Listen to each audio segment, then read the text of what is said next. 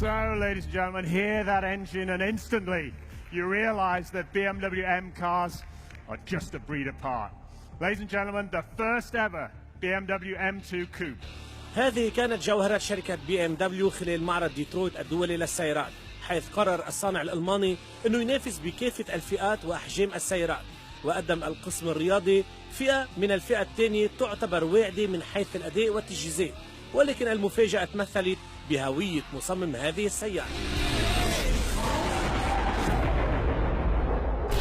حسين العطار هو المصمم الخارجي للبي ام دبليو ام 2 يلي عم نشوفها بديترويت بظهورها الرسمي يمكن الأول. سيارة عندها عضلات كثير قوية رياضية، ما نسأله لحسين عنها. حسين من أصول عراقية وأكيد بيشرفنا نستضيفه على شاشة قناة الحرة. حسين يعطيك ألف عافية. سيارة حلوة كثير وقوية كثير، وبس تطلع لها بنشوفها كأننا عم ننظر لام 4 يعني على شكل مصغر.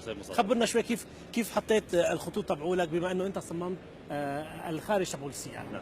الام 2 هي يعني جزء من عائله ال2 سيريز عند بي ام بي، واحنا اللي سويناه ان هذه اللي هي النسخه الرياضيه لل2 سيريز الام 2. فاحنا بدينا وهي سياره هي اصلا موجوده ال2 سيريز الام 235 اي، وبدينا نغير اجزاء من السياره. غيرنا المقدمه مال السياره، غيرنا العضلات مثل ما قلت بالمقدمه وبالمؤخره، وبالخلفيه هم غيرنا البامبر.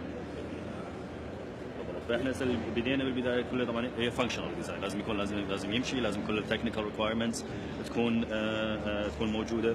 فاحنا نحتاج طبعا بالبدايه لان المحرك اقوى، محرك رياضي، فيحتاج هواء اكثر. فمع ذلك فلهالسبب الفتحات بالمقدمه تكون اكبر، فالمشان لازم نغير. واكيد حسين بدها تكون السياره بتشبه باقي سيارات عائله بي ام دبليو. بالضبط، لازم نبقي نفس الملامح اللي ملامح لعائله البي ام دبليو، ملامح عائله الام، سيارات الام اللي هي السيارات الرياضيه عند البي ام دبليو.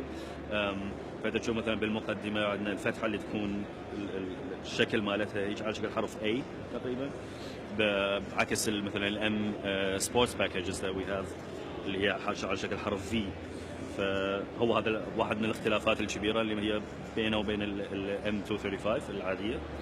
بالضبط. وبعدين عندنا العرض السياره اللي هي طبعا كلش يعني تكون بين يعني لانه الاكسس مال السياره هي طبعا رياضيه وتكون اعرض، حتى السياره تكون لما تمشي زين قد ايه بتتطلب يعني قد ايه طلبت منك مجهود حتى تطلع بهاي الخطوط؟ يعني يمكن لو واحد بيطلع على السياره ام 2 بحس انه السياره يعني اوكي سياره رياضيه، بس قد ايه بتتطلب من المصمم وقت ومجهود حتى يطلع بهالنتيجه؟ مجهود كبير، واحنا لازم نشتغل دائما مع المهندسين. عندنا المهندسين الميكانيكيين اللي هم طبعا يطورون السياره، يطورون ويسوون الكونستراكشن للسياره، فاحنا لازم دائما نشتغل وياهم. فاحنا نسوي مثلا طبعا هي سهل انه تسوي رسمه، تسوي سكتش وتقول انه هريدها مثل ما هو، بس طبعا يجي المهندس ويقول لا بس الاكسس مثلا لازم تكون اعرض او لازم تكون اقل. فاحنا دائما نغير طول الوقت، احنا بس نغير، فهوايه مجهود هوايه وقت. حتى بالنهايه هي مو بس الخطوط وانما حتى سطح السيرفيسز مال السياره.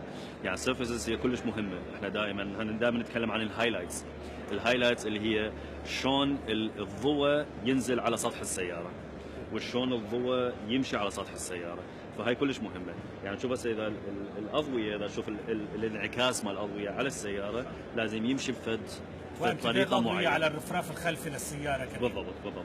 حتى هذا شلون يعني دائما هذه كلش مهمه بالنسبه لنا، لانه اذا الاضويه تمشي بشكل معين معناها السطح بيرفكت. حسين هذا اول يمكن ميجر ورك بي ام دبليو لك، يمكن في شيء بروجكت للفيوتشر فيك من هلا تعطينا هند على سياره معقوله تشتغل بالمستقبل؟